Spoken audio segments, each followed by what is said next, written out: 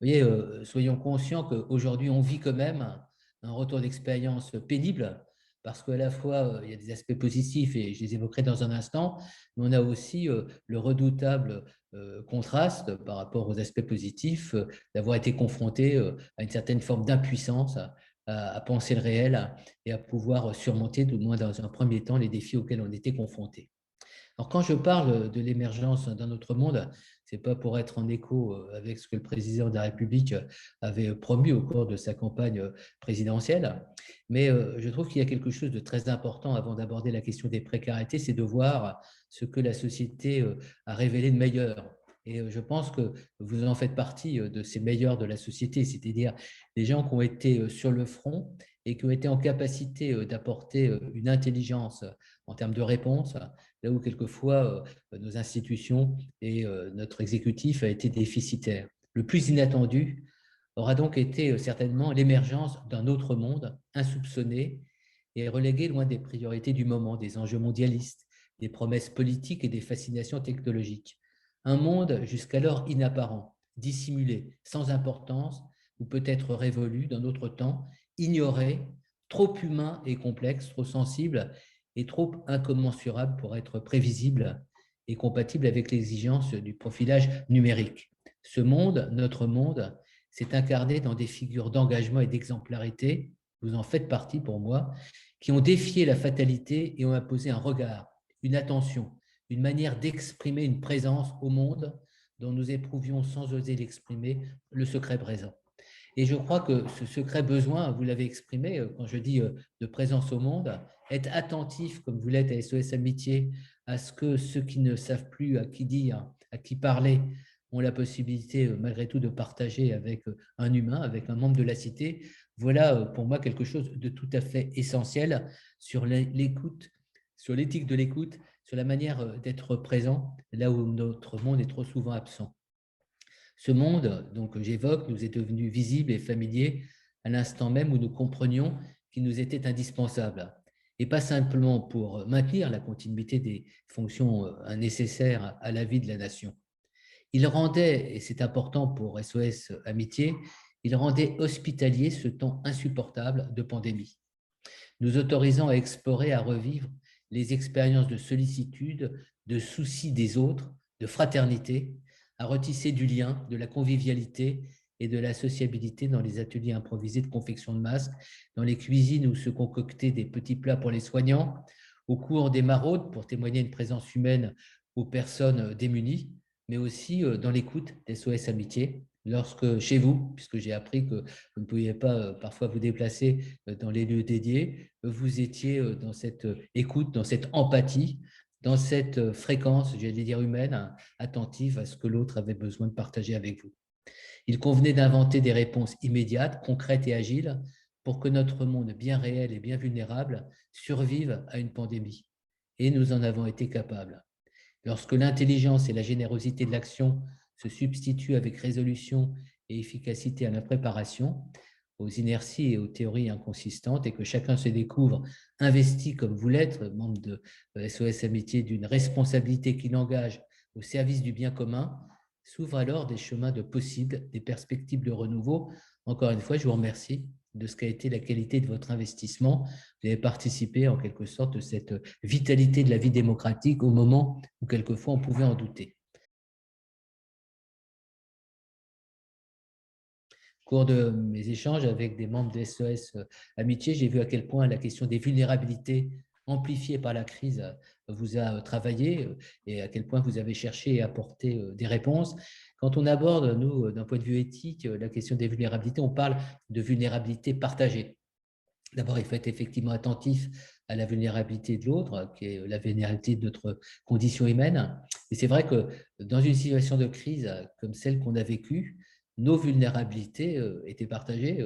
On était les uns et les autres vulnérables parce qu'inquiets à titre personnel, pour nos proches, pour ceux auxquels nous sommes attachés, pour la société en général. Donc, la question de la vulnérabilité, à mon avis, est quelque chose qu'on doit poser comme quelque chose d'essentiel. Comment faire face à des vulnérabilités, quelles forces développer, quelles réponses développer pour, j'allais dire, à la fois assumer cette vulnérabilité et, j'allais dire, nous y élever nous trouver un espèce de projet qui nous dépasse, qui nous permet de dépasser l'immédiat. Donc, dans l'exigence de justice à l'égard de tous, vous le savez, car votre écoute y est consacrée, SOS Amitié, la pandémie du Covid-19 a fait apparaître des vulnérabilités que nous avions fini par ne plus voir, mais que vous, en tant qu'écoutant, vous écoutiez, vous perceviez au quotidien. Une crise sanitaire majeure condamne à une double peine les personnes en situation de grande précarité et ceux que les événements ont fragilisés. Vous aviez évoqué notamment ces appels d'étudiants qui se retrouvaient totalement démunis, mais également ces personnes qui se retrouvaient acculées à rester au domicile parce qu'ils n'avaient plus la possibilité d'aller travailler, de se déplacer pendant le premier confinement, ou parce que la vie, la convivialité, même réduite à peu, avait été étouffée par les contraintes sanitaires. Et quand j'évoque ces situations, je pense à des personnes qui cumulent en effet plusieurs facteurs de vulnérabilité qu'amplifient les décisions politiques ou les prescriptions inappropriées et peu concertées.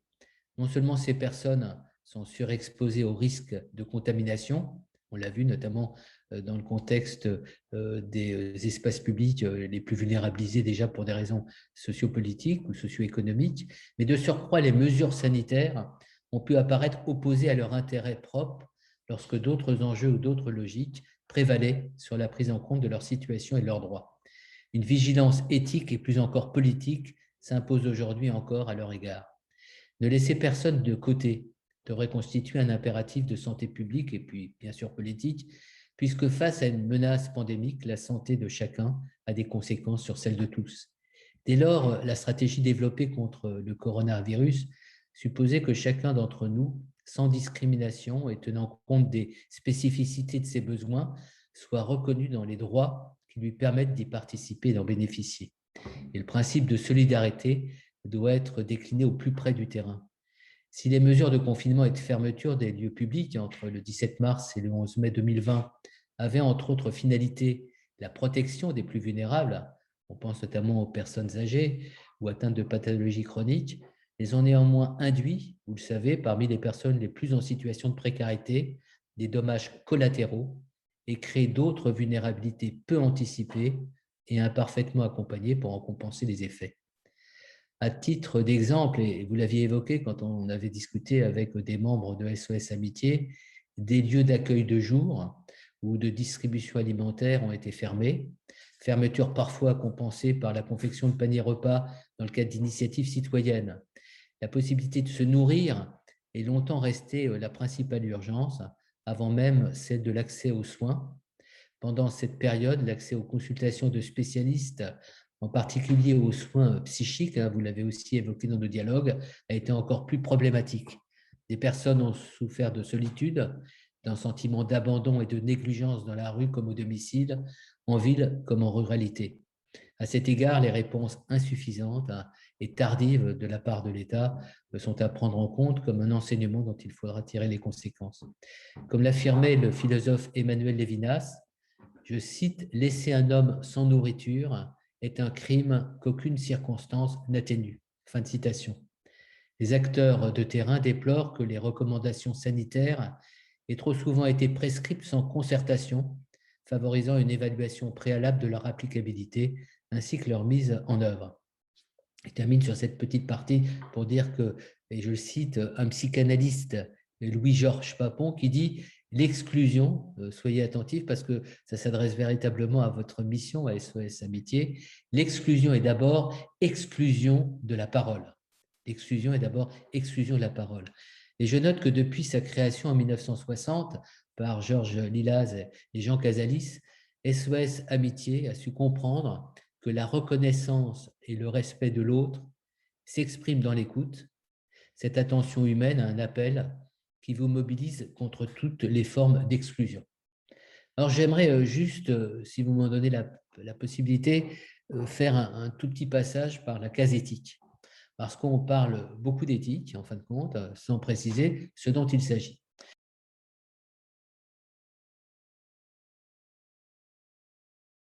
Mais j'aimerais juste, pendant 5 minutes, évoquer un élément essentiel dans l'éthique, c'est la recherche du consensus sur des valeurs éthiques partagées.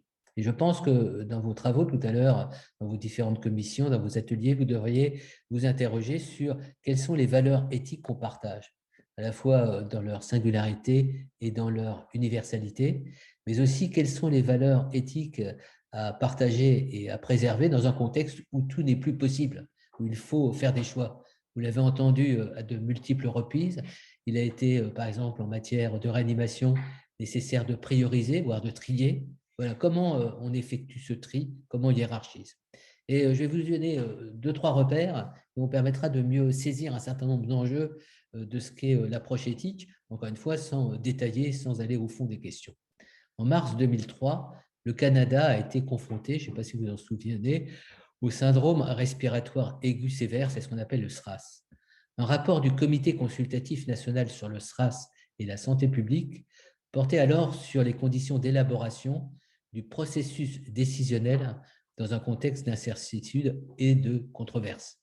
Et je trouve que c'est très important parce que, comme membre d'SOS Amitié, vous êtes au cœur de la cité, vous avez des responsabilités politiques et un certain nombre des gens qui vous appellent parce qu'ils vivent, que les personnes vivent, les conséquences d'un processus décisionnel qui a été par exemple celui d'exécutif. Je cite ce que disait ce document, ce rapport du Comité consultatif canadien. L'épidémie de SRAS a provoqué un certain nombre de problèmes d'éthique. Les décideurs ont dû faire la part, et soyez attentifs à ce point, ont dû faire la part entre les libertés personnelles et le bien commun. Liberté personnelle et bien-intérêt. C'est un sujet important, intérêt individuel par rapport à intérêt collectif. Je continue, les craintes pour la sécurité personnelle et l'obligation de traiter les malades, les pertes économiques et la nécessité de contenir la propagation d'une maladie mortelle. Et vous voyez ce que dit ce texte, et je termine dans cette citation, des décisions ont souvent été prises en ne disposant que d'une information limitée dans des délais très courts. Fin de citation, c'est un élément à prendre en considération sur comment il a fallu élaborer un certain nombre de repères, comment il a fallu prendre des décisions dans un contexte qui était limitatif et d'urgence. C'est un élément à prendre en compte dans la réflexion éthique sur une situation de crise, qu'elle soit sanitaire, politique ou autre.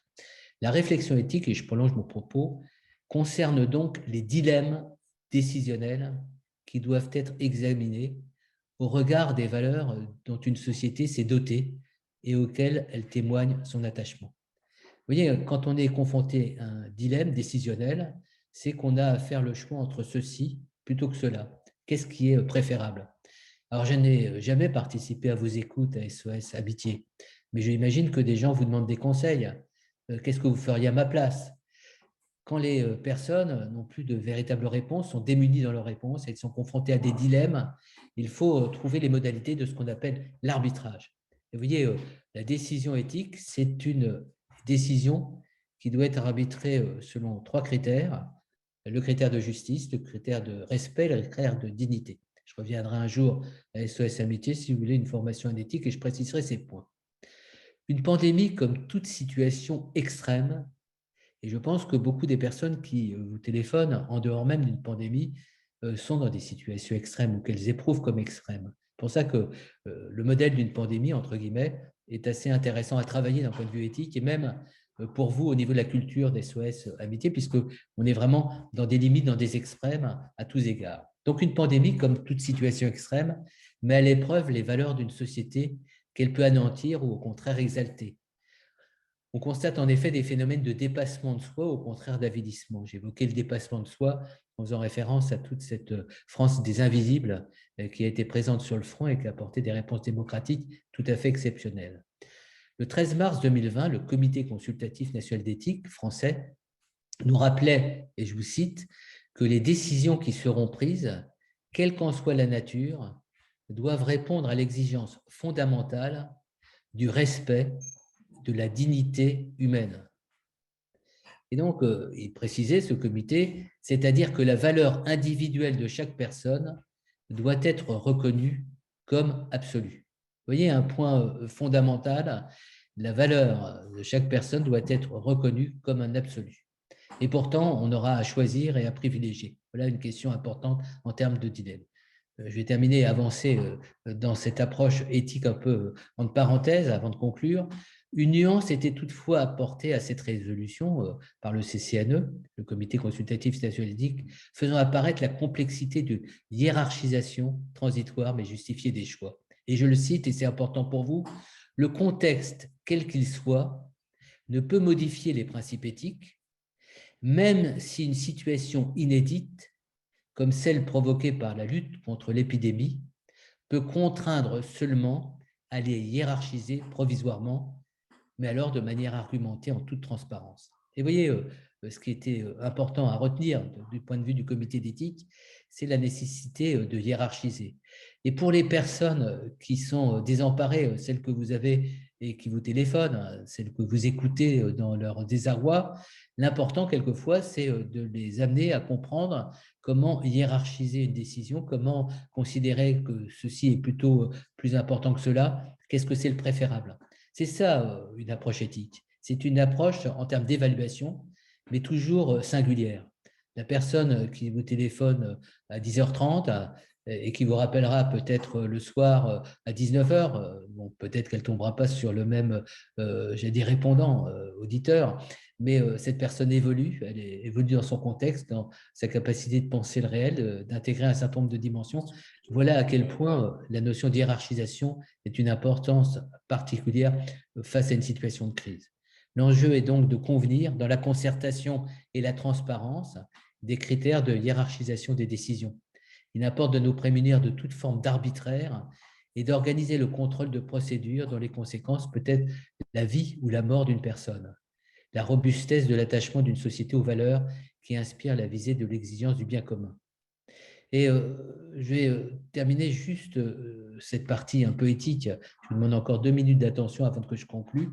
Des éthiciens canadiens ont retenu la notion d'intendance pour évoquer les principes de gouvernance qui prévalent dans le processus décisionnel. Et je vais vous les citer. Ceux à qui revient un rôle d'autorité devront être guidés par l'idée d'intendance qui comprend les notions de confiance, de comportement éthique et de bonne prise de décision. Et vous voyez, je me permets cette citation pour vous qui avez des responsabilités éminentes comme écoutant à SOS Amitié, ces notions de confiance qui sont vraiment fondamentales, comment restaurer une relation de confiance avec une personne qui doute de tout et qui à un moment donné dans un désarroi tel qu'elle doute même de son existence. Comment avoir développé des comportements éthiques? Voilà, qu'est-ce que seraient des comportements éthiques spécifiques à SOS Amitié? Voilà une question que vous pourriez vous poser tout à l'heure. Et comment envisager une prise de décision qui relève de principes de justice, même si ce n'est pas à vous de prendre des décisions, mais dans la consultation qu'on fait de votre bon sens, de votre avis, des questions en tous les cas que vous pourriez vous poser aussi. Ceci implique que les décisions relatives aux ressources doivent tendre à la meilleure situation possible en termes de santé des patients, de santé publique, étant donné les circonstances de la crise. Et dans leur approche, et je termine sur cette situation, la valeur individuelle de chaque personne n'est pas reconnue alors comme un absolu, mais comme relatif, et c'est tous ces éléments à prendre en compte. Et je termine sur ma partie éthique pour reciter le Comité consultatif national d'éthique, cette fois dans un avis en 2009. Il disait « Une situation aussi exceptionnelle qu'une pandémie pourrait conduire à remettre en question la hiérarchie des valeurs qui font des recommandations relatives à l'éthique, notamment dans le domaine de la santé. Faut-il aller jusqu'à considérer la remise en question de la hiérarchie de nos valeurs comme une exigence éthique ?» Et c'est une question que vous pouvez vous poser, que chacun peut se poser à titre individuel. Et ce que disait le comité d'éthique, une pandémie grave peut exiger des priorités d'accès aux moyens sanitaires, un effort de solidarité, un engagement des professionnels les plus exposés, et il conclut en disant « Un consensus sur des valeurs éthiques partagées est indispensable pour préserver la cohésion de la société. » Vous voyez à quel point ce sont des questions de fond qui doivent habiter en quelque sorte vos réflexions aujourd'hui comme dans vos pratiques quotidiennes. Cette crise, donc pour conclure, n'est pas réductible à un désastre sanitaire. Elle est révélatrice de ce que nous sommes, de ce que nous avons fait de nos projets, de nos sociétés, de nos relations aux autres, de notre rapport au monde. Et je dirais que ce que vous incarnez à travers l'engagement des SOS Amitié est l'expression très très forte des valeurs que vous portez, que vous partagez. En fait, du degré d'exigence de nos devoirs d'humanité. Nous n'oublierons pas l'élan solidaire de nombre de nos concitoyens, vous en faites partie, qui ont trouvé depuis le début de la crise l'intelligence et les moyens d'apporter des solutions aux personnes les plus vulnérables. Profitons donc de ces expériences et faisons de cette crise une occasion de raffermir les liens sociaux au lieu de les détruire. Sans cela, nous pouvons craindre la montée des individualismes, des antagonismes et des crises générées par le désespoir social. Et on voit à quel point la menace de radicalisation de la vie politique remettrait en cause ce qui nous est le plus précieux au sein de notre démocratie. Faisons donc, ce seront mon dernier mot, de cette crise sanitaire l'occasion de renforcer la vitalité de notre démocratie et d'inventer des modes de décision, d'information et de partage d'expériences plus locaux, plus proches et concertés, selon un principe de subsidiarité.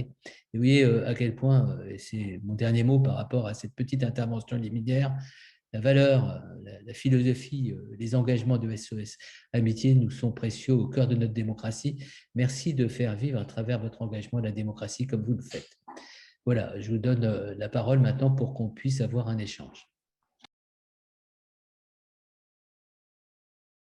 Assumer des fonctions politiques, c'est-à-dire que peut-être que chacun n'en a pas la véritable conscience, mais savoir qu'il y a cette écoute. Alors, il n'y a pas que vous qui êtes dans l'écoute et dans l'attention à l'autre, mais vous faites partie de cette grande chaîne à la fois de sollicitude, de solidarité, qu'est une société civilisée, dans sa capacité d'attention, de sollicitude, de bienveillance, de bienfaisance.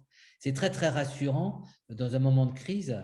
On voit la violence parce qu'il y a des décisions difficiles qui se prennent. Et puis, une pandémie, par nature, est un moment de violence, un moment de mortalité, de morbidité.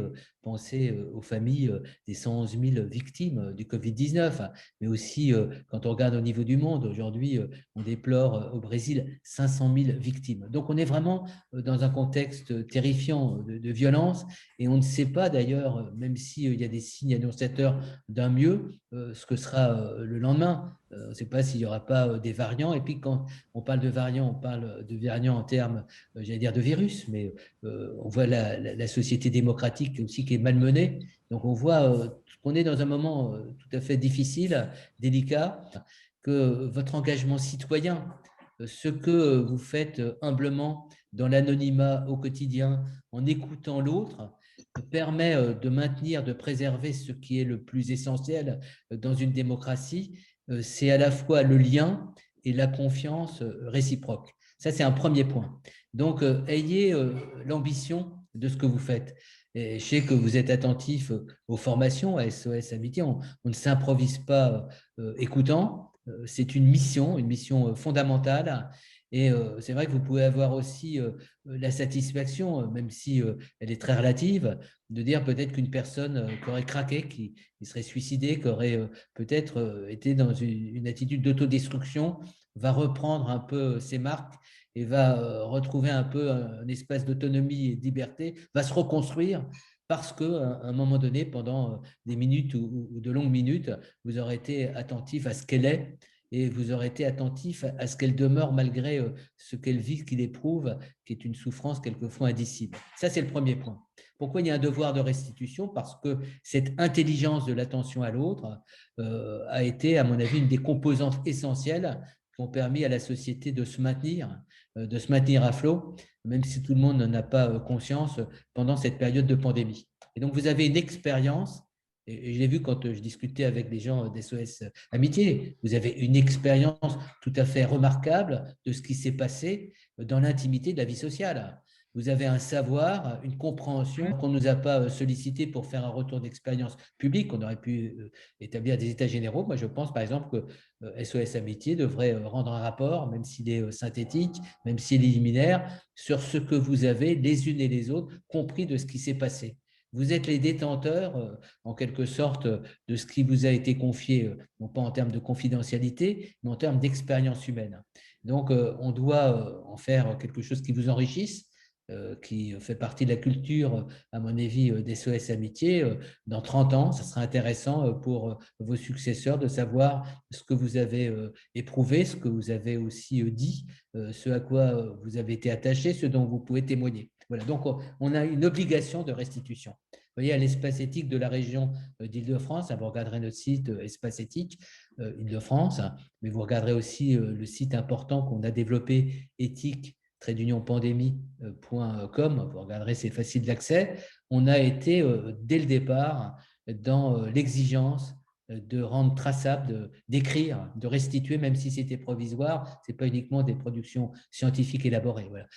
Dans l'instant présent, qu'est-ce qui s'est vécu? On a besoin, ça fait partie, en quelque sorte, de l'élaboration d'une culture. C'est ce qu'on appelle l'histoire du temps présent. C'est Michel Foucault qui parlait du temps présent. Et il ne faut pas trop attendre pour rédiger, parce que plus tard, on aura oublié ce qu'on a véritablement ressenti. Donc voilà, il faut qu'on soit dans la rapidité, pas dans la précipitation, mais dans la rapidité. Vous avez donc ce devoir vis-à-vis de la société de restituer ce qu'a été l'expertise d'SOS Amitié ces derniers mois. Et je pense que votre rencontre aujourd'hui a cette dimension aussi. Vous ne pouvez pas considérer que ce dont vous êtes les détenteurs, je ne parle pas de la partie intime de ce que les gens ont partagé avec vous, vous ne pouvez pas estimer que vous en êtes, j'allais dire, les conservateurs, j'allais dire, entre vous. Il faut à un moment donné restituer. Vous avez donc ce devoir, avec, même s'il a des conséquences en termes de provocation d'un certain nombre d'inerties, c'est-à-dire de mise en cause de ce qui a dysfonctionné.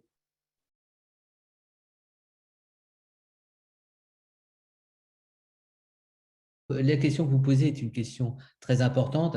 On dit souvent en éthique, pour éviter l'arbitraire, il faut privilégier les arbitrages. Et donc, pour qu'il y ait arbitrage, il faut qu'il y ait faculté de discernement. Et vous voyez, quand vous regardez les textes sur qu'est-ce que c'est une personne en situation de vulnérabilité, c'est une personne qui est dans l'incapacité, alors ça peut être provisoire ou définitif, d'une certaine manière de discernement, c'est-à-dire de jugement critique. Quand je dis c'est provisoire, parce qu'il y a des personnes qui sont effectivement dans des situations de crise qui peuvent être limitées dans le temps, c'est une mauvaise passe, et puis il y a d'autres qui sont dans des situations où la faculté de discernement, prenez un exemple, une personne atteinte d'une maladie neurodégénérative comme la maladie d'Alzheimer, le discernement, l'amputation de l'esprit critique, de la conscience critique, quelquefois même de la conscience morale, est définitive. Donc, pour reprendre la question que vous posez, Virginia, ce qui est important dans l'arbitrage, ce qui est important dans la hiérarchisation, c'est de voir à un moment donné ce qui est préférable. Et je suis sûr que dans vos négociations, entre guillemets, au quotidien comme écoutante, vous savez très très bien repérer chez la personne ce qui est le plus important. D'ailleurs, pour qu'elle retrouve une estime d'elle-même, par exemple, une confiance en elle-même. Donc, quelquefois, le plus important, ça peut être de revoir tel et tel membre de sa famille, de sortir de l'isolement, d'aller vers. C'est vous qui avez cette expertise. Et je pense que qu'est-ce que c'est la faculté de discernement pour la personne? L'objectif, c'est qu'elle retrouve une autonomie, une capacité de se penser, mais aussi de croire en elle-même, de retrouver confiance en soi et dans les autres. Donc, pour ce qui concerne la hiérarchie, quand on hiérarchise quelque chose, c'est qu'on considère qu'il y a certains éléments qui sont supérieurs à d'autres au niveau de leur importance. Et on est, chacun d'entre nous, amené à hiérarchiser ses choix. Je vais vous faire un petit peu d'une manière humoristique. Pour moi, intervenir ce matin avec les membres de SOS Amitié était d'un intérêt supérieur. Uniquement, je me suis dit, mais est-ce que véritablement mon propos va satisfaire les uns les autres? Alors, j'ai hiérarchisé 1 heure avant de pouvoir intervenir tout à l'heure. Je me suis dit, est-ce que je vais vous faire un diaporama un petit peu doctoral, un petit peu universitaire, ou est-ce que je vais avoir un propos libre, ou est-ce que je vais vous faire un texte un peu plus construit? J'ai hiérarchisé en me disant peut-être que ce que les gens attendent de ma part, c'est quelques repères, et puis ensuite une discussion. Voilà, dans tous les moments de notre existence, et dans les moments les plus décisifs, on hiérarchise. Alors, je vais vous faire de l'humour. Vous hiérarchisez quand vous avez telle préférence pour telle personne plutôt que telle autre. On est amené, j'allais dire, à hiérarchiser. Uniquement en matière d'éthique, et je termine sur ce point, on pourrait le développer, on privilégie le préférable. Les gens les personnes, chacun d'entre nous, en situation de difficulté, ce n'est pas l'idéal, ce n'est pas l'absolu, ce n'est pas le bien en soi. C'est qu'est-ce qu'à un moment donné est préférable? Qu'est-ce qu'il va falloir qu'on priorise pour passer le mauvais cap? Et je pense que ce que les gens attendent de votre part, ce n'est pas de leur dire d'une manière idéalisée le bonheur, c'est pour demain. C'est comment se réhabiliter, comment retrouver une place dans la société, comment reconstruire, comment restaurer. C'est ça ce qu'on appelle hiérarchiser. Donc, ce qu'on attend de votre part, me semble-t-il, c'est d'avoir une écoute qui permet à la personne d'exprimer quelque chose qu'elle ne s'exprime plus elle-même. C'est ça, à mon avis, la qualité de l'écoute. C'est que la personne est en capacité de verbaliser, de dire, et progressivement, dans l'écoute que vous allez lui concentrer, de temps en temps, en la relançant, peut-être qu'elle verra qu'il y a des choses qui sont plus importantes dans le moment présent pour elle que d'autres. C'est ça, la hiérarchisation. Et puis que si elle veut se reconstruire, elle se fixe des objectifs avec un plan de reconstruction où progressivement, elle réhabilitera ce qui lui est le plus précieux. Voilà, j'ai répondu d'une certaine manière un peu rapide à ce qu'on appelle la hiérarchisation, mais je pense qu'il faut être conscient d'une chose, quand une personne est en situation de souffrance ou quand, à la suite d'une grande crise, elle est dans un moment où progressivement elle retrouve ses repères, il faut faire œuvre de patience. Je crois que c'est quelque chose d'important, de ne pas se précipiter. Et je pense que la hiérarchisation, c'est une forme de stratégie. C'est-à-dire, on considère qu'on ne peut pas tout faire immédiatement, la personne n'est pas capable de tout immédiatement. Voilà comment on peut l'aider à hiérarchiser sa reconstruction, sa réhabilitation, et puis, j'allais dire, ce temps qui est un temps comme à la suite d'une intervention difficile, une intervention médicale, par exemple, ou chirurgicale, c'est un temps, j'allais dire, où la personne se retrouve. Voilà.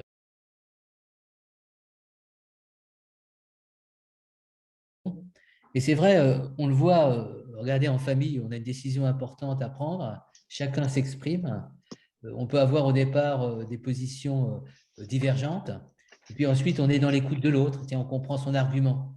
Et c'est là où on arrive à un consensus. Vous savez, une démocratie, c'est le dissensus, c'est-à-dire la capacité à chacun d'exprimer son point de vue, son opinion, ses convictions. En matière d'éthique, on demande à la personne non pas uniquement d'avoir des convictions, mais de pouvoir les argumenter, de pouvoir les justifier. Et à travers des échanges, comme on en a maintenant, par exemple, dans les questions que vous posez, je vois à la fois que je n'ai pas été assez précis, j'aurais pu développer tel et tel point, et puis que d'autres questions, peut-être que je ne pensais pas importantes, ont fait tilt chez vous. Donc, ça me permet de hiérarchiser aussi mes prochaines interventions. Mais la recherche du consensus demande déjà au départ qu'on se fasse confiance. Et vous voyez, on est de plus en plus, et vous voyez à travers les réseaux sociaux, à travers un certain nombre d'émissions, dans l'opposition frontale, où il n'y a plus de place véritablement à la discussion. Et je pense que ce qui est important, c'est de laisser place à l'autre, donc capacité d'exprimer sa vérité. On peut ne pas être d'accord, mais progressivement, les uns et les autres évoluer. Moi, ce que je trouve très intéressant dans des discussions, par exemple sur des questions d'éthique, prenez un exemple d'une grande actualité aujourd'hui sur les lois de bioéthique, l'assistance médicale à la procréation pour toutes. Donc pour les femmes célibataires, pour les femmes qui vivent entre elles, ensemble, eh bien, au départ, il y avait des gens qui étaient hostiles, comme on était hostile au mariage de personnes de même sexe, qui étaient hostiles pour des raisons à la fois de conviction, pour des raisons anthropologiques, pour des raisons idéologiques. Il y a eu un débat démocratique, en tous les cas, je pense, qui a fait que certaines personnes ont évolué dans leur positionnement, ont mieux compris ce qui pouvait être la souffrance de certaines stérilités, j'allais dire, qui étaient des stérilités donc certains pouvaient discuter en quelque sorte la raison de la prise en compte d'un point de vue médical. Voilà. La recherche du consensus, c'est essayer de comprendre l'autre.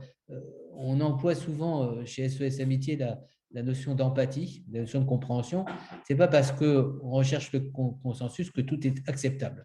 Vous avez un philosophe allemand vivant aujourd'hui qui s'appelle Jürgen Habermas, Habermas, qui parle de l'éthique de la discussion.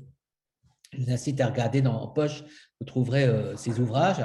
Et Habermas explique en quelque sorte comment, de point de vue divergent, on peut arriver progressivement sans renoncer à l'essentiel, à trouver une convergence, chacun s'élevant dans ses présupposés et dans ses convictions pour créer un consensus qui est quelquefois supérieur aux intérêts, aux convictions personnelles qu'on avait a priori.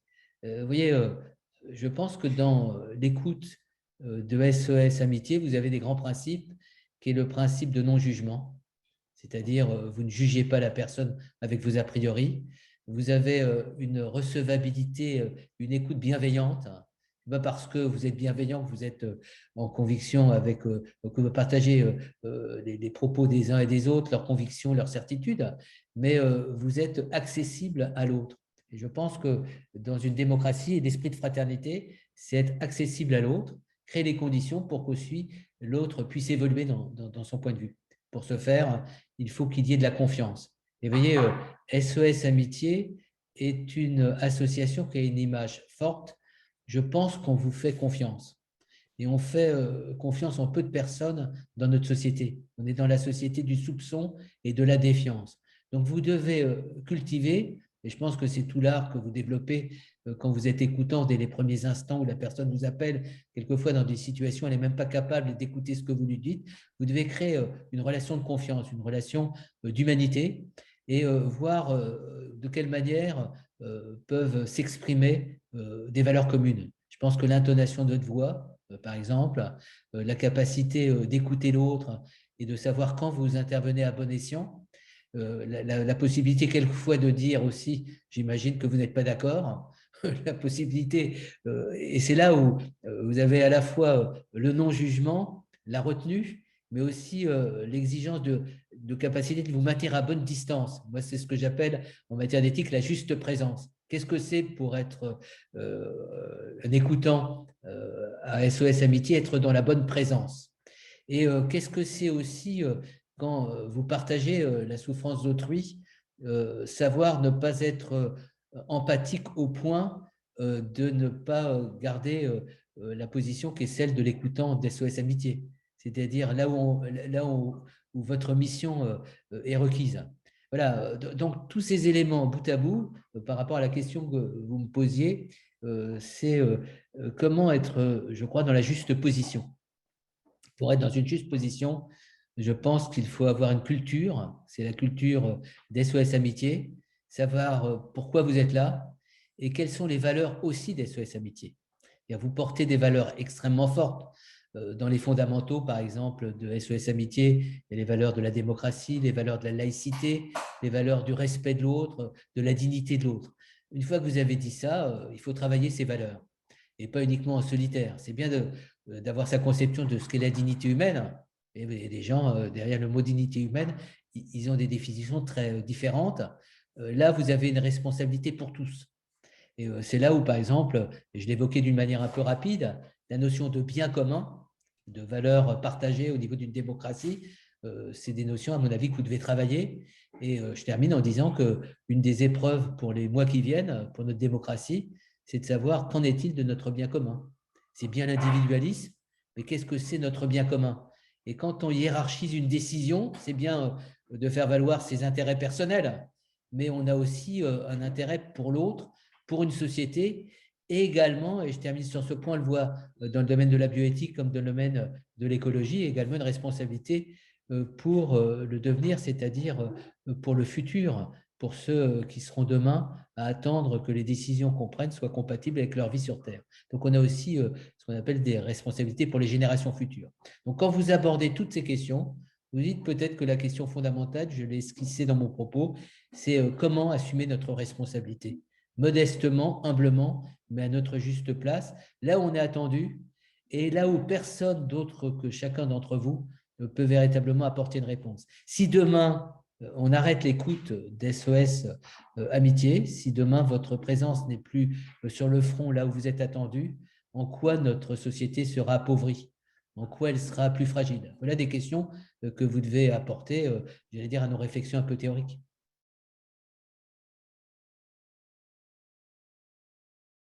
Faire davantage si j'avais l'expérience d'être écoutant des SOS Amitié. Je n'ai pas cette expertise. Donc, je vous ai écouté, je sais ce que ça représente SOS Amitié. Depuis des années, pour moi, SOS Amitié, c'est un lieu de l'éthique, c'est un espace éthique pour moi. C'est-à-dire les gens qui militent, parce que pour moi, il y a un militantisme. Ce n'est pas uniquement faire de l'écoute, c'est incarner nos valeurs.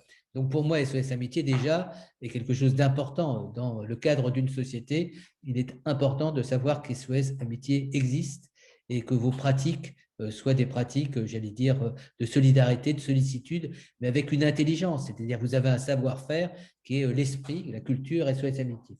Mais vous voyez, on l'observe vraiment au moment où on se parle. On dit que les politiques ne sont plus en capacité d'écouter notre société, qu'ils ne la comprennent plus. Et on voit à quel point il y a une défiance vis-à-vis de ceux qui sont en principe élus pour nous représenter et être l'écho à travers des arbitrages de ce que la société souhaite. Et donc, je pense qu'on a besoin de médiation.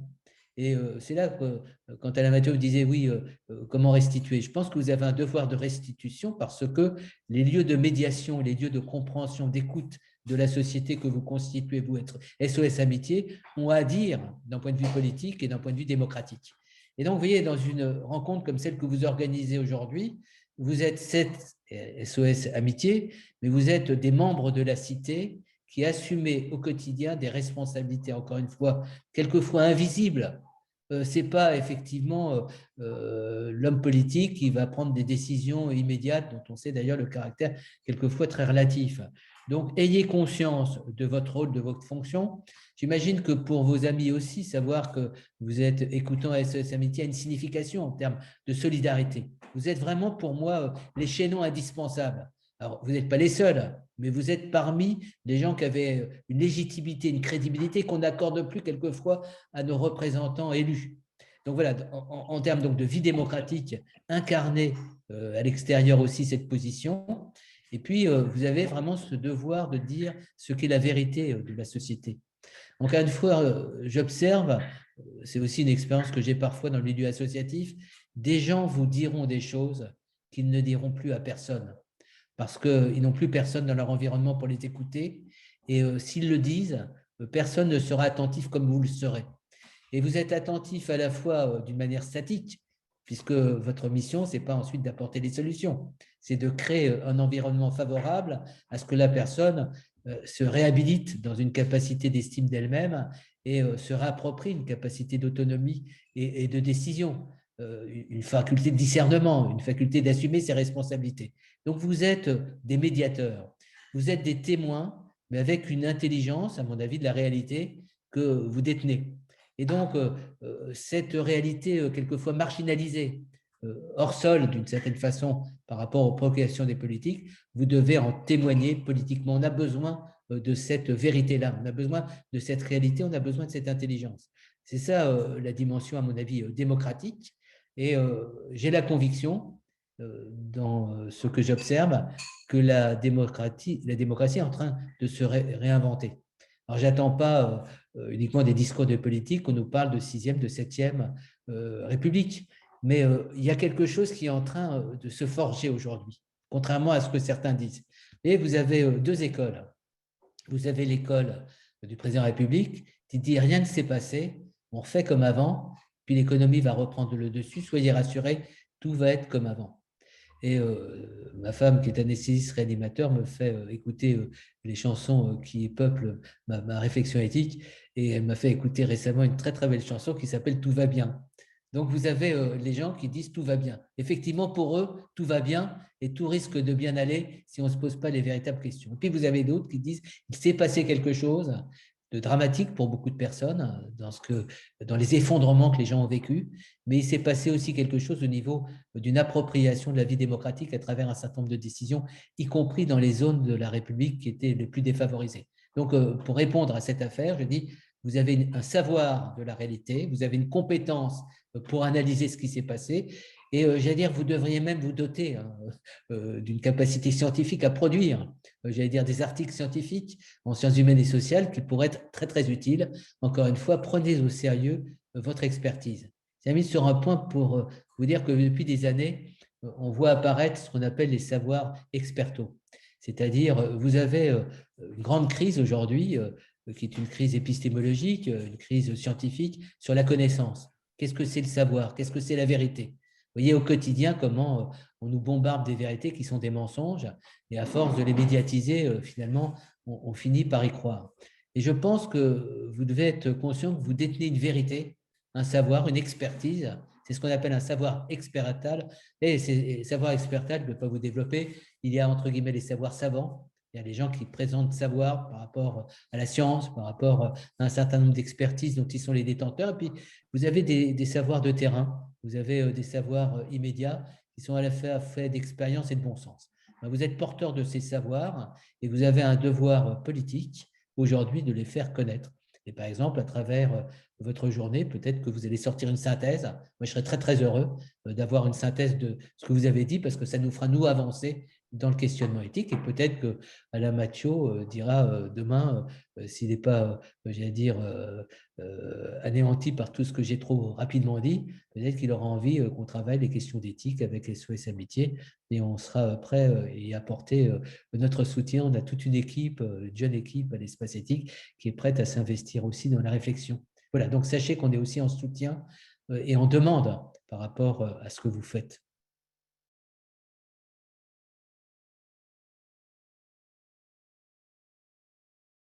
Le comité consultatif national d'éthique a été créé par François Mitterrand en 1983. D'accord? C'était le premier comité consultatif national. Et à l'époque, on a dit on réunit des sages, c'est-à-dire des gens qui nous diront la morale. C'était aussi dire qu'il y avait un besoin de repères. Et à l'époque, je ne veux pas vous détailler l'histoire du comité consultatif national d'éthique, rappelez-vous, c'était le début des bébés dits éprouvettes, la création d'Amandine.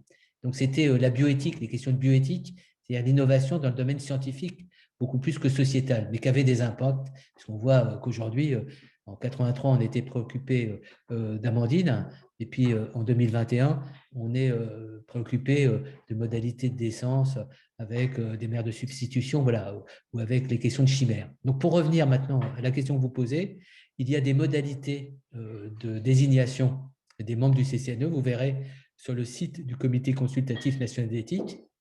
Donc, la plupart des membres sont désignés sur proposition de différentes instances. Vous avez vu, vous regarderez le Sénat, l'Assemblée nationale, des instances représentatives. Et puis, c'est le chef de l'État qui arrête la désignation du président. Il y a tout un ensemble d'éléments, vous verrez, où les membres du CCNE sont représentatifs des différents champs de la société. Et en 83, par exemple, il y avait les familles religieuses et philosophiques, ce qui n'est plus le cas aujourd'hui. Donc, pour répondre à votre question, est-ce que c'est des personnes qui sont compétentes en éthique? Est-ce que c'est des personnes qui sont neutres dans leur position? Est-ce que ce n'est pas des personnes qui ont des convictions? Ce n'est pas ce qu'on leur demande. On leur demande, quand ils sont membres du CCNE, de travailler sur ce qu'on appelle des avis ou des notes. Il peut y avoir des saisines. Vous voyez, par exemple, le gouvernement a saisi récemment le CCNE sur la question de la vaccination. Est-ce qu'on doit vacciner tout le monde? Est-ce que c'est obligatoire ou pas, notamment pour les professionnels? Donc, il y a ce qu'on appelle des saisines. Et puis, il y a des autosaisines. Par exemple, la dernière autosaisine du CCNE, elle n'est pas vieille, elle est d'hier. Ils veulent rouvrir le débat sur la fin de vie. Vous savez qu'on a une loi de 2016 sur la fin de vie, mais qu'il y a eu des débats encore récemment au Parlement sur l'ouverture éventuellement à l'euthanasie. Ça, c'est l'autosaisie. Et donc, la représentativité, une quarantaine de membres au CCNE, doit permettre que les opinions des unes et des autres s'expriment. D'ailleurs, le CCNE audite des personnes, c'est-à-dire demande à des personnes qualifiées de s'exprimer. Vous savez, c'est comme à l'Assemblée nationale ou au Sénat, quand ils vont rendre, j'allais dire, une approche législative, ils saisissent les uns ils auditent les uns les autres. Tout ça pour répondre à votre question. Lorsque un avis est rédigé, vous le regarderez, hein, vous allez sur le site du CCNE, vous verrez, c'est assez passionnant. Ce n'est pas les conclusions qui sont intéressantes, c'est l'argumentation. Vous avez employé le mot argumentation. C'est-à-dire, il y a l'explication. Et c'est ce qu'on appelle aujourd'hui l'explicabilité. C'est comme en matière d'informatique, vous savez, dans le numérique, il y a des algorithmes et on demande l'explicabilité. Donc, un avis du CCNE est important dans l'argumentation. C'est-à-dire comment on va étayer une position qui va être conclue par, et c'est un avis, hein, vous voyez, c'est différent de la loi. L'avis, c'est donc des propositions en disant sur telle et telle question, on pense que ceci est plutôt préférable à cela. Regardez, ces avis sont rendus de la sorte. comme il y a une argumentation qui est pluraliste, on peut considérer que les avis sont plutôt représentatifs de l'état d'esprit de la société à un moment donné. Et d'ailleurs, ces avis peuvent évoluer. Si vous regardez les premiers avis du CCNE sur l'embryon, ils ont évolué aux mesures que la société évolue. Donc, l'indice pour moi de crédibilité, pour répondre vraiment à votre question, c'est est-ce qu'on se retrouve dans l'avis du CCNE, notamment dans ces évolutions? Est-ce que la société s'y retrouve? Voilà des questions qu'on peut se poser. Mais dernier point, vous avez le Parlement qui fait les comités d'éthique, ce sont uniquement des comités consultatifs. Hein, c'est le comité consultatif national d'éthique. Ce n'est pas lui qui décide de la loi. Vous regardez en matière de bioéthique, c'est ensuite le législateur qui se prononce. Et puis, un dernier point, vous avez une multitude de comités d'éthique.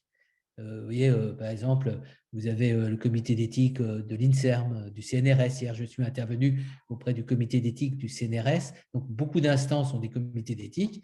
Pour terminer, moi, je préside, par exemple, le Conseil pour l'éthique et l'intégrité scientifique d'une grande université française qui est Paris-Saclay. Vous avez aussi une instance d'éthique qui ne donne pas de prescription, mais qui essaie d'instruire un certain nombre d'avis.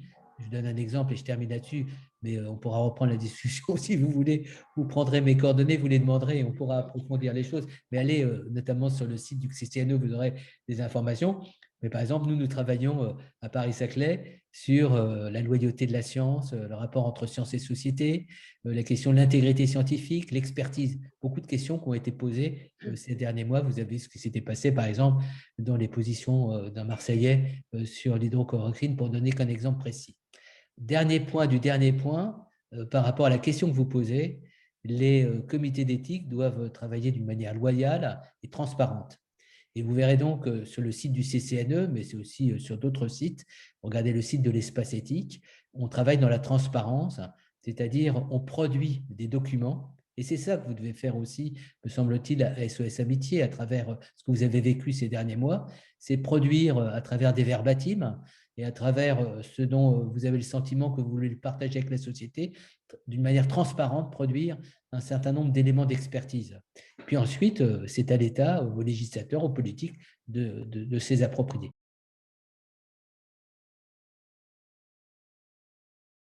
Comment on est passé sur les conséquences, vous voyez, en termes, vous parlez tout à l'heure de hiérarchie, d'arbitrage. Le pari du président de la République, pour moi, est très scandaleux dans ses conséquences. On a pris un pari, rappelez-vous, le 29 janvier, qui a pour conséquence, et Le Monde, le journal Le Monde, je ne sais pas si vous l'avez observé, on a traduit déjà la portée en termes quantifiés, puisqu'il a estimé il y a quelques jours, selon des données épidémiologiques importantes, qu'il y avait 15 000 personnes qui étaient décédées à la suite du pari du président de la République, et le nombre de personnes Covid au long cours, qui donc à vie, auront les conséquences de cette décision est aujourd'hui encore non calculable, mais il est très important. Donc, il y a eu un pari, il y a eu un choix qui a été fait, et un choix qu'on peut aussi comprendre, la vie économique, la vie de la nation, également l'impact psychologique, pour ne pas dire psychiatrique, de tout ce qu'est le confinement sur la société, devait être aussi de l'ordre des critères à prendre en considération. Il y a eu des arbitrages qui ont été faits. Le grand malheur dans une démocratie, c'est qu'ils ont été faits dans un conseil de sécurité sanitaire secret et par un homme, le chef de l'État, voilà, qui aujourd'hui dit qu'il n'est responsable en rien. Voilà, je ne vais pas revenir sur ce point. Il a dit encore récemment, je n'ai pas de mea culpa, et si j'avais à le refaire, je le referais, ce qui est encore un peu plus grave. Donc, pour celles et ceux qui sont intéressés, ils verront le développement éthique de mes réflexions, notamment dans le prochain livre, L'éthique endeuillée. Et donc, pour revenir, et j'en conclurai mon propos, parce que vous avez un long travail à assumer dans vos commissions tout de suite, juste un point à prendre en considération, vous êtes les récepteurs, d'une certaine manière, les écoutants de souffrance, j'allais dire, d'une ampleur, d'une amplitude et d'une complexité, j'allais dire, qu'on a du mal même à identifier, à qualifier. Et donc, je pense qu'il faut vraiment travailler la question de la souffrance. Et quand on la travaille d'un point de vue éthique, médical, la souffrance, ce n'est pas uniquement la douleur, c'est ce qu'on appelle la souffrance globale. Et moi, ce que j'ai compris quand je discutais avec des écoutants de SOS Amitié pour préparer ce moment de rencontre. Ces souffrances multiples sont des souffrances liées à la solitude, à l'individualisme d'une société qui atomise les uns et les autres, au manque de relais. Tout ce qui était réseau naturel de solidarité a été quand même très affecté par la pandémie, mais c'est aussi une souffrance existentielle, un doute sur ce que l'on est, sur ce qu'on représente, sur notre dignité, sur le futur. Vous voyez, la vraie question, c'est comment arriver dans cette globalité des souffrances, qui sont des souffrances multiples et de partout, arriver en termes de hiérarchie à dire par où on commence pour apporter des réponses. Et vous voyez, on parle des écoutants et des gens que vous avez eus au téléphone pendant ces derniers mois. Mais nous qui sommes sur le terrain de l'hôpital et des institutions médico-sociales, si vous écoutiez, comme on le fait, la souffrance des professionnels qui ont été dans l'incapacité d'aller au bout de leur éthique et au bout du soin, des intervenantes et des intervenants au domicile, notamment des aides soignantes et des aides de vie, des auxiliaires de vie, qui ont été confrontés à l'épaisseur d'une solitude abyssale pour laquelle ils étaient eux-mêmes démunis. Quand vous faites le cumul de tout ça, vous dites effectivement il y a une souffrance sociale. Et dans cette souffrance sociale, il faudrait réinviter, moi je pourrais vous parler de l'éthique et souffrances, mais vous en avez aussi à me dire sur l'expertise de la souffrance. Je pense qu'il nous faut de l'ouverture. Voilà un point important en matière d'éthique. Ce qu'on attend de votre part en matière d'écoute, c'est l'ouverture. Et il y a des gens qui sont dans l'enfermement et ils ont besoin, et à travers votre écoute, vous leur redonnez de la respiration à travers de l'écoute et de l'ouverture. Donc, on a besoin d'ouverture. Et je terminerai en disant que SOS Amitié, c'est un espace d'ouverture. C'est-à-dire, c'est un espace d'écoute, de réception de l'autre dans ce qu'il a à dire. C'est un espace de pensée, de la vie démocratique, de vitalité démocratique. Vous symbolisez quelque chose de très, très fort. Et encore une fois, le philosophe Emmanuel Levinas disait, quand on souffre, on a besoin de retrouver la liberté, de la libération, et de retrouver une certaine forme d'autonomie de pensée. Pour qu'il y ait autonomie de pensée, il faut qu'il y ait de la pensée. Et donc, tout à l'heure, dans vos échanges, mettez de la pensée, mettez de votre intelligence pour arriver à nourrir d'une certaine manière un devoir, une obligation pour la société démocratique d'avoir de l'intelligence et de la pensée. On a besoin de remettre, j'allais dire, de la discussion, on a besoin de mettre de l'espérance et j'ai le sentiment, et peut-être que ce moment qu'on a partagé ensemble, en tous les cas ce matin, ce samedi matin, devrait nourrir cette dimension. On a besoin d'un horizon. Et donc, vous incarnez pour moi, dans la société, des gens qui n'ont pas abdiqué, qui ont été présents même chez eux, pas dans leur structure habituelle, pour apporter chez eux cette dimension de proximité avec des gens qui avaient l'impression d'être loin de tout et relégués de nos préoccupations sociales. Et donc, voilà, je terminerai sur une phrase peut-être, vous êtes les combattants du non-abandon. Voilà. Vous êtes les gens qui ne désertez pas. Et pour moi, en tant que citoyen, c'est important de savoir qu'il y a parmi nous des gens qui ne désertent pas, qui assument leurs obligations au nom de la cité et qui sont présents à l'autre quand ils doutent de tout. Voilà quelque chose que je retiendrai, si vous voulez, de ce qu'est votre vocation à SOS Amitié. Alors, je ne sais pas si j'ai répondu à toutes les questions, parce que d'abord, je n'ai pas toutes les réponses et j'en ai que très peu. Et puis, beaucoup de questions auraient pu être abordées. Je regrette une chose, c'est qu'on n'ait pas une journée complète d'échange, mais on pourra reprendre la discussion. Et puis, vraiment merci à Alain Mathieu et à ses équipes de m'avoir invité ce matin.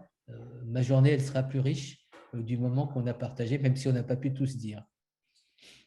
Je remercie beaucoup Emmanuel Hirsch pour cette contribution qui est précieuse pour nous aujourd'hui, ce matin, et en particulier qui va alimenter notre réflexion pour le travail dans les ateliers. Je dois dire qu'on a bien entendu votre proposition de collaboration au niveau de la réflexion éthique, qui a été bien alimentée par tout ce que vous avez dit aujourd'hui. Et j'ai vu au détour des questions qui étaient posées dans le chat que nous sommes un nombre important à vouloir poursuivre ce type de réflexion. et donc peut-être à envisager la création d'un comité d'éthique ou d'un groupe de réflexion sur l'éthique à SOS Amitié. Donc, je pense que nos relations ne vont pas s'arrêter là et qu'on va pouvoir continuer. Et donc, Bonne je journée à souhaite, tous. Je vous laisse avec plaisir et et vive donc, SOS Amitié. et on se reverra. Avec plaisir. Bonne journée à vous. Merci.